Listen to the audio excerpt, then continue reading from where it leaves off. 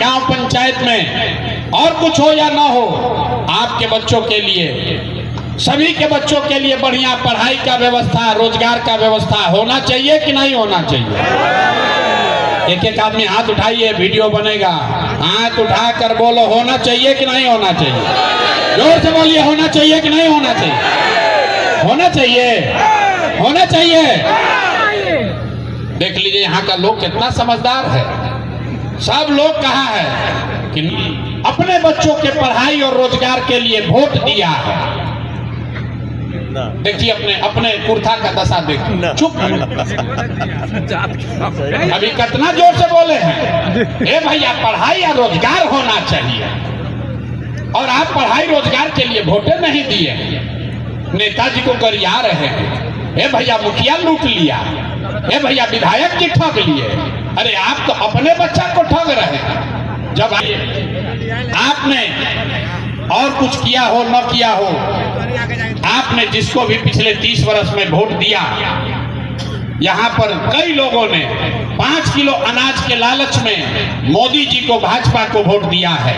तो बिहार में चाहे जितना चोरी भ्रष्टाचार है, 1 किलो चोरी करके यहाँ के गरीब को 4 किलो अनाज मिल रहा है कि नहीं मिल रहा है? बोलो जोर से भैया, मिल रहा है कि नहीं मिल रहा है? अरे 4 किलो अनाज मिल रहा है कि नहीं मिल रहा है? आपने, हमने वोट दिया हिंदू मुसलमान बन के मंदिर मस्जिद बनाने के लिए। लोगों ने कहा हमारा दशा कुछ भी हो, पहले अयोध्या में राम जी का मंदिर बनना चाहिए। तो आपका गला काटता। इसीलिए पिछले 2-2.5 बरस से हम पैदल चल रहे हैं। 5000 गांव में पैदल गए हैं। आज आप यहाँ गाड़ी से आए हैं, लेकिन 5000 गांव में पैदल गए, कहीं वोट नहीं मांगते। अभी आपको आधा घंटा में गरीबी से निकलने का एक रास्ता बताएंगे।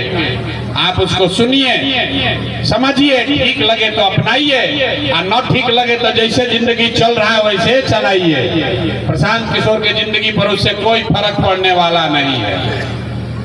देखिए दुनिया में जितने विद्वान लोग हैं, उन्होंने बताया गरीबी से निकलने का 3 ही रास्ता है। 3 ही रास्ता है गरीबी से निकलने का। पहला रास्ता है पढ़ाई। अगर आपका बाल बच्चा बढ़िया पढ़ लिख जाए, पढ़ लिख के नौकरी पा जाए, तो आप गरीबी से निकल सकते हैं। दूसरा रास्ता है जमीन। अगर आप पढ़े लिखे नहीं हैं, आपके पास बढ़िया जमीन हो, खेती हो, तो खेती किसानी करके भी आप अपना जीवन सुधार सकते हैं। और तीसरा रास्ता है पैसा, पूंजी। अगर आप पढ़े लिखे नहीं हैं, आपके पास जमीन भी नहीं है, लेकिन पैसा हो, अगर कोई कर्ज भी दे दे, तो कोई न कोई रोजी रोजगार, दुकान व्यापार करके आप अपना जीवन सुधार सकते हैं। आप बिहार में अपने गांव पंचायत में, जिला में देखिए, यहाँ रहने वाले क्या आ रहा है। इस महंगाई के जमाने में अगर आप 100 रुपया भी नहीं कमाते हैं तो खाइएगा क्या, बचाइएगा क्या, अब बाल बच्चा के लिए कुछ नया बनाइएगा कहाँ से? यही कारण है कि बिहार में आप चाहे जिसको वोट दे दीजिए, लालू आए कि नीतीश आए, मोदी आए कि प्रशांत किशोर आए, आप गरीबी से नहीं निकल सकते। यहाँ सड़क बन जाए कि बिजली आ जाए, 5 किलो आपको अनाज मिल जाए कि 400 रुपया भीख का तौर पर पेंशन मिल जाए, ये सब काम तो सरकार करिए रही है, लेकिन आपका गरीबी नहीं खत्म हुआ।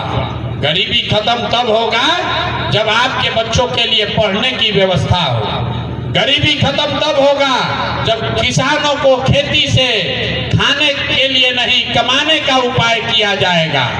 गरीबी खत्म तब होगा जब हर आदमी को, हर महिला को, युवा को रोजी रोजगार करने के लिए सरकार पैसा दे, पूंजी दे। बिहार में जो खेती है, ये खाने वाला खेती है, कमाने वाला खेती नहीं है।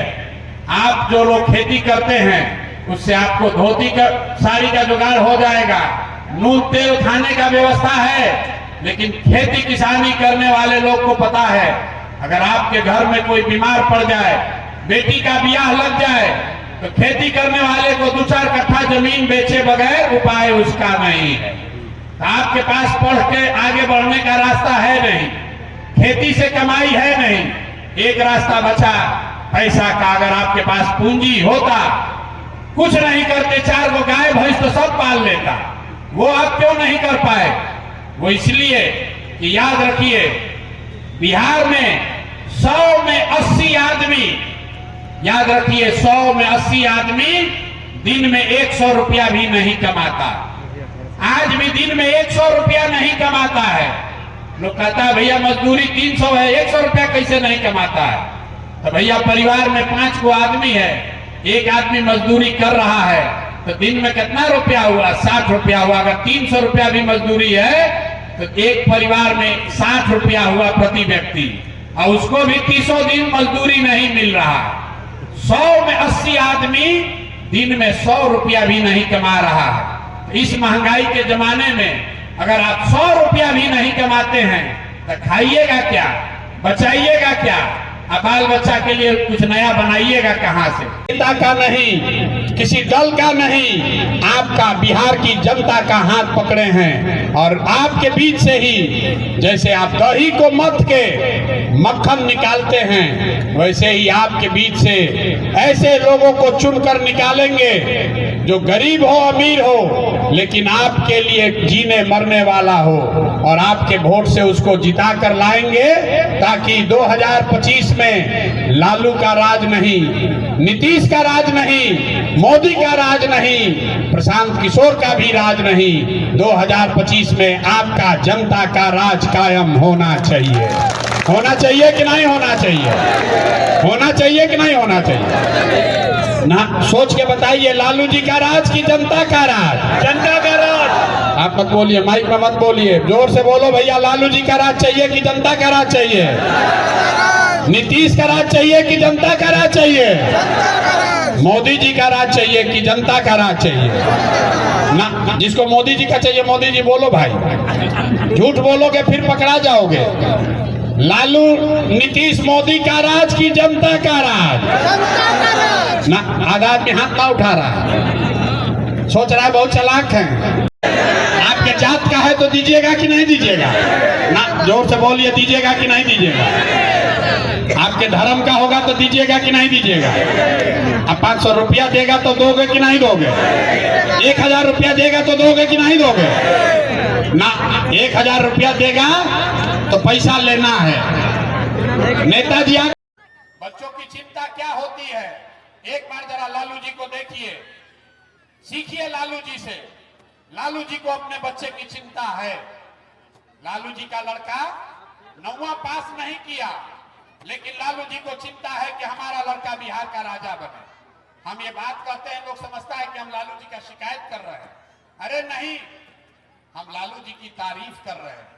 लालू जी इतने अच्छे बाप हैं, लड़का 9वां नहीं पास किया, लेकिन चाहते हैं कि हमारा लड़का बिहार का राजा बने।